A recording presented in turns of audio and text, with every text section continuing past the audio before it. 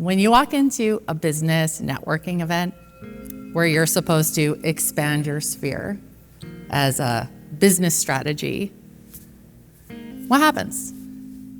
You're usually reduced to a few questions. What's your name? What do you do? Maybe where are you from? Or how do you know so-and-so? I know my deep purpose in this life, but I don't know how to explain it at a cocktail party, in a limited number of characters, in a field on LinkedIn, on a dating profile, or my company's About Me page. And I don't think you can be reduced to that limited of a description of your humanity either. Here's the thing, our vocabulary for human connection is melting faster than our polar ice caps. We've reduced ourselves to elevator pitches when we need origin stories. And we've even wrecked the origin story and turned it to 4 obligatory lines on a homepage of a website. Now's the time I'm supposed to tell you a joke and make you laugh and make you like me.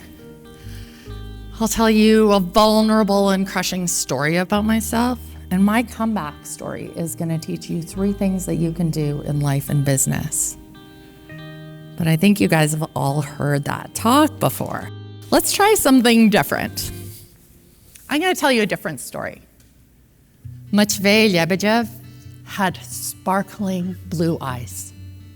He was my great-grandfather, and he was one of 12 soldiers in the Tsar's army to put down his weapon and stand for his beliefs as a pacifist. My ancestors believed that a universal connection exists, a shared spark, and that killing another person was like an act against humanity. So the author Lev Tolstoy, arranged safe passage for the Doukhobors, my ancestors, on ships. They meticulously cleaned the ships, and they still couldn't prevent disease on the 1-month journey. When they arrived at Halifax at the harbor, on the ship's log that my grandfather William was on, it said that 1 person was born and 1 person died.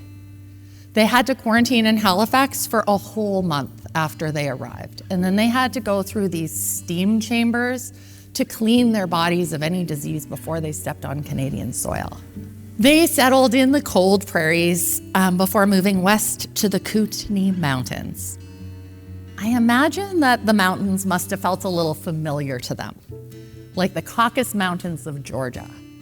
I learned that wild nettle grows in the trees in the Caucasus Mountains of Georgia, and wild nettle grows in the Kootenays. My Baba used to put it in her spring borscht.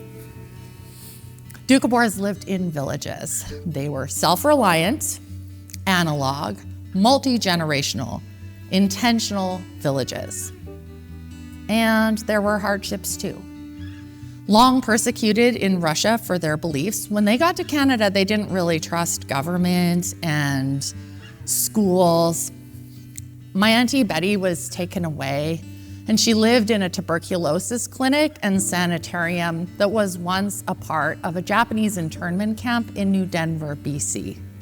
She was taken away from her family when she was 5. They turned the old internment camp into a residential school for Doukhobor kids. And they were made to speak English. They weren't allowed to speak Russian. They had to eat meat against their pacifist beliefs. And their parents had to travel long distances to talk to their kids through chain link fences. I am Jennifer Lebedoff. I am the daughter of Matt and Irene. I am the granddaughter of Bill and Pauline Lebedoff and Cecil and Anne Plotnikoff. I have had incredible role models in my life. My Jeddah Bill, he used to carve wooden spoons, and he used to read books about Gandhi. My Baba, she taught me how to forage in the woods, and she showed me what poison ivy was. It's a useful skill today. My Baba Anne, I have her suitcase of typewritten poetry sitting beside my bed. It's blue pleather. I imagine she once traveled with it. My dad, the Cecil, he grew really big cabbages and told tall tales. My mom taught Russian school language classes and elementary school with a guitar in her hands. And my dad broke a cycle of intergenerational trauma,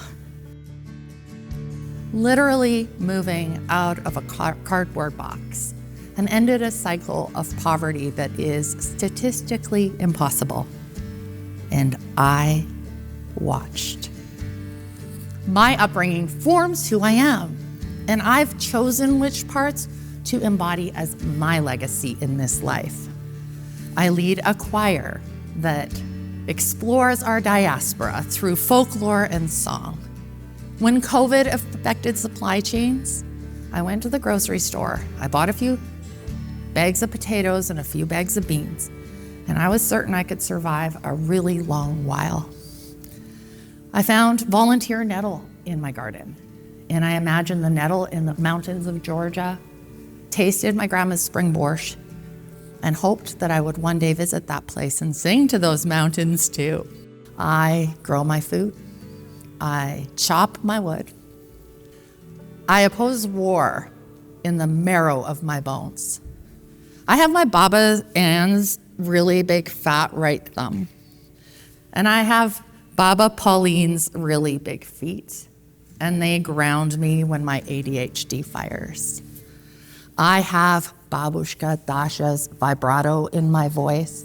And I have those sparkling blue eyes and that activist spirit like my great-grandfather Matvey.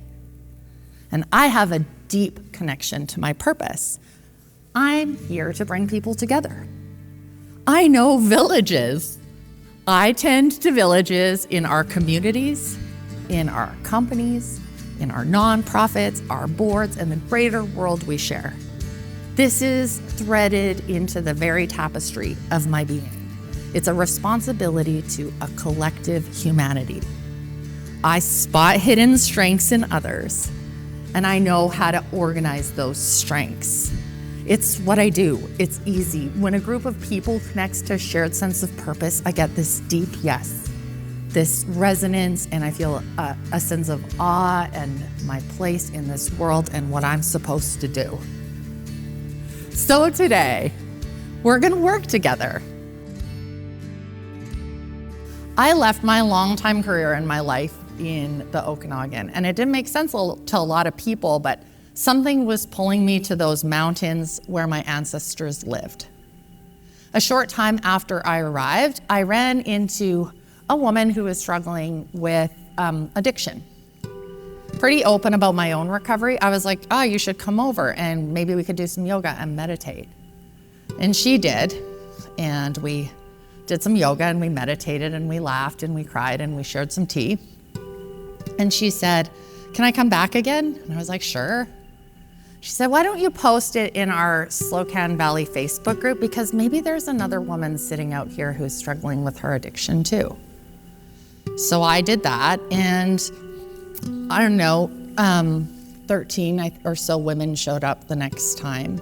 And we've been meeting almost every Sunday for 3 years in my basement. I started kind of doing a head count of the unique visitors I had at free yoga in my basement, and I've had several hundred people in my very small rural community in and out of my basement to practice yoga. Unique visitors. It's my hit counter, I'm sharing it with you. And it's not a nonprofit, and it's not a business.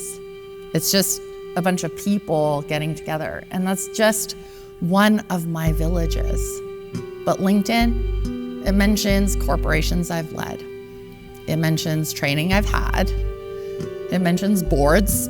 And those are important, but they don't capture the depth of what I carry inside of me. They don't, I bring my business acumen everywhere I go, but how do I explain that?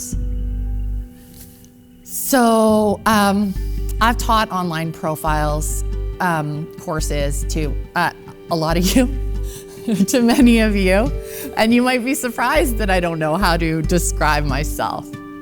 organizational leadership doesn't quite cut it. It doesn't quite hit the nail on the head, So I know you're struggling too. I had an idea for today, and then I was having a meeting with some friends that I met at the Social Venture Institute at Hollyhock. And our conversation pointed to a need in our collective development. Here I was with these brilliant change makers, like amazing people, and they struggle to tell their story too. So they made a long journey here, and they requested that maybe we hit on this in this session today. So today we won't network. We're gonna practice the ancient art of village building through conversation. We'll build a new vocabulary for leadership that honors wherever we're from and why we're here. Because you can't fit a person into a LinkedIn field any more than you can fit the Caucasus Mountains into a profile picture. We're gonna work together as a village today, mastering the words that bring people closer. We're gonna write a chapter of that book, this organizational leadership book, together. Then you are gonna go and take this feeling and these delights back to your villages, to your families, to your boards, to your organizations, to your companies, to your nonprofits, and you're gonna share them because the world needs more big human ideas.